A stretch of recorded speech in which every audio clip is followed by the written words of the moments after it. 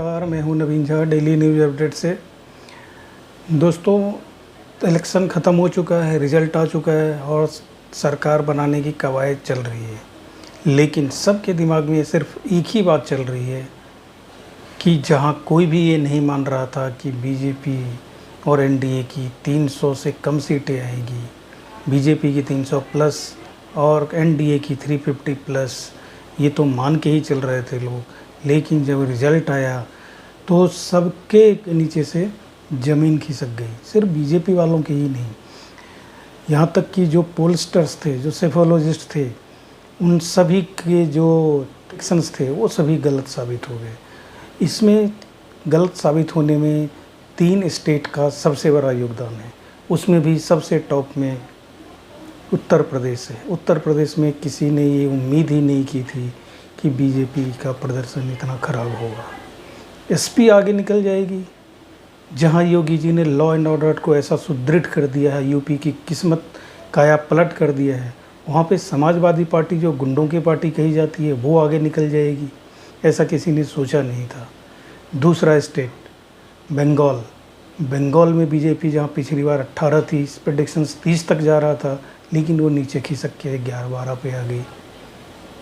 इसके अलावा राजस्थान में 11 तो चलो बात समझ में आती है, महाराष्ट्र में बड़ा उलटफेर हो गया।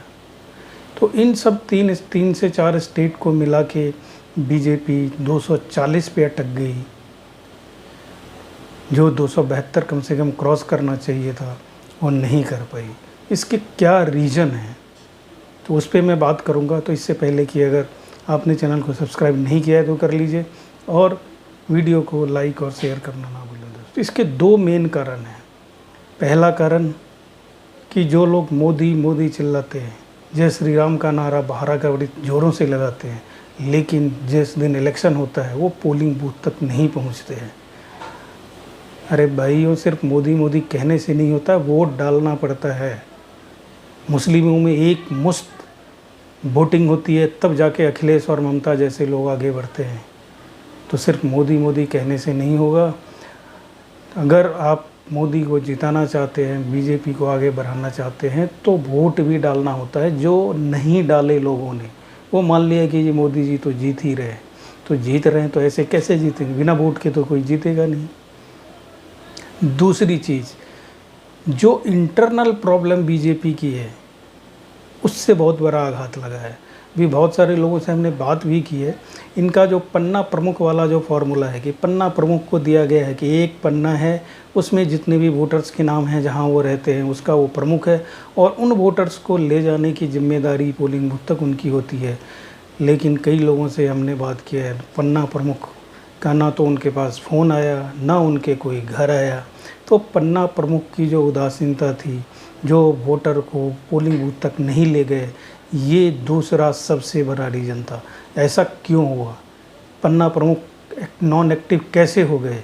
तो इसके पीछे कहा जा रहा है कि आरएसएस का हाथ है, क्योंकि बिना आरएसएस के बीजेपी का जीतना मुश्किल होता है, क्योंकि ग्राउंड पर जो वर्कर काम करते हैं वो सारे आरएसएस से जुड़े होते हैं दोस्तों। यही सीन हुआ था 2004 में जब वाजपेयी जी हार गए थे।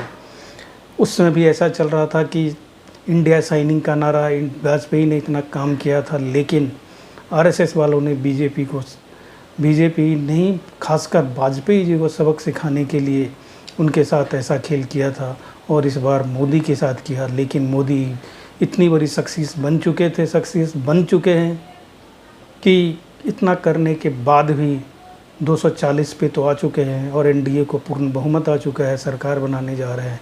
लेकिन आरएसएस ने कम से कम यूपी में तो खेल ज़रूर कर दिया।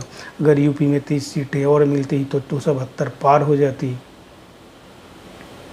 लेकिन आरएसएस ने, बीजेपी नहीं, मोदी को सबक सिखाने के लिए, औकात दिखाने के लिए उनके साथ ऐसा खेल किया है। वो बीजेपी से ऊपर जा रहा था। आरएसएस वाले भी इनसे खफा रहते हैं, क्योंकि पार्टी का इम्पोर्टेंस कम होता जा रहा है, मोदी का इम्पोर्टेंस आगे बढ़ता जा रहा है। इसलिए सबक सिखाने के लिए जो आरएसएस है उसने ऐसा खेल किया है। तो ऐसा खेल तो कर दिया। ये सिर्फ मोदी के साथ खेल नहीं हुआ, ये देश के साथ भी खेल हुआ है। तो दोस्तों, अगर आप अपने जो बच्चे हैं, आने वाली जो पीढ़ियां हैं, उसका फ्यूचर सिक्योर करना चाहते हैं, तो अगली बार से इसको गांठ बांध लिए कि आपको पोलिंग बूथ पर जाके वोट डालना है। आपका एक वोट बहुत ही इम्पोर्टेंट होता है और वो सरकार बनाने के लिए काम आता है। अगर आप सोच लो कि यूपी में अगर अभी 37 सीटें आई है सपा की, अगर 27 में उसकी मेजोरिटी आ जाती है तो फिर यूपी में क्या होगा, गुंडा राज वाली स्थिति आ जाएगी। बिहार में क्या होगा, जंगल राज वाली स्थिति आ जाएगी। बंगाल में भद्र लोग रहते हैं, लेकिन भद्र लोगों को ऐसा ही राज्य चाहिए, ममता बानो वाली। तो इससे अगर आपको बचना है तो वोट डालना पड़ेगा, पोलिंग बूथ तक जाना ही पड़ेगा। तो मोदी को सबक सिखाने से कुछ नहीं होगा दोस्तों। देश को आगे बढ़ाना है तो ये सोचना है कि देश आगे बढ़ेगा कैसे। देश को बढ़ाने के लिए वोट डालना है और वोट सही आदमी को डालना है। अभी विपक्ष को देखो, कांग्रेस को 99 सीटें मिल रही हैं और उनको लग रहा है कि मैंने तो सरकार बना लिया। उनका एजेंडा एक ही था कि मोदी को किसी तरह से बहुमत से नीचे लाना है, और उनका ये जो एजेंडा था वो उसमें कामयाब हो चुके हैं।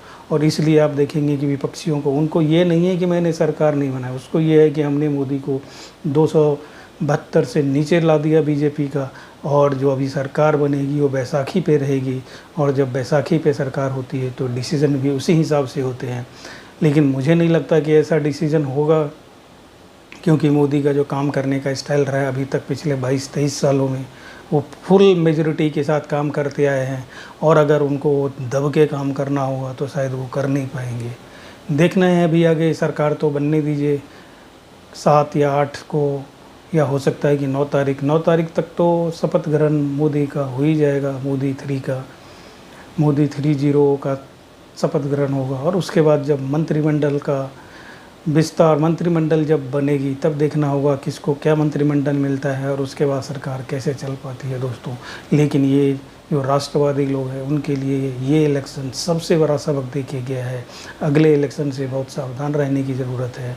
उम्मीद करता हूँ कि लोग सावधान होंगे और सिर्फ हवा में बातें नहीं करेंगे, वोटिंग के दिन जाके फेवर में, जो राष्ट्रवादी लोग हैं उनके फेवर में वोट ज़रूर करेंगे। और सबसे इम्पोर्टेंट चीज़ तो ये रह गई इस इलेक्शन में कि अयोध्या, जिसके ऊपर सारा दारो मदार था, जहाँ पे राम मंदिर का इतना भव्य निर्माण हुआ है, वहाँ से बीजेपी का हार जाना, ये पता नहीं कैसे हुआ, क्यों हुआ। ये तो बहुत शोध का विषय हो गया है कि अयोध्या, जहाँ इतना बड़ा भव्य राम मंदिर बना है, और वहाँ पे बीजेपी हार जाए। और दूसरा, मोदी सिर्फ 1.5 लाख वोट से जीते, जहाँ पे उनका रिकॉर्ड बननी चाहिए 7-8 लाख से, जिसने बनारस का कायाकल्प कर दिया। लेकिन कौन लोग हैं जो मोदी को ना वोट दे के कांग्रेस अजय राय को वोट दे रहे हैं?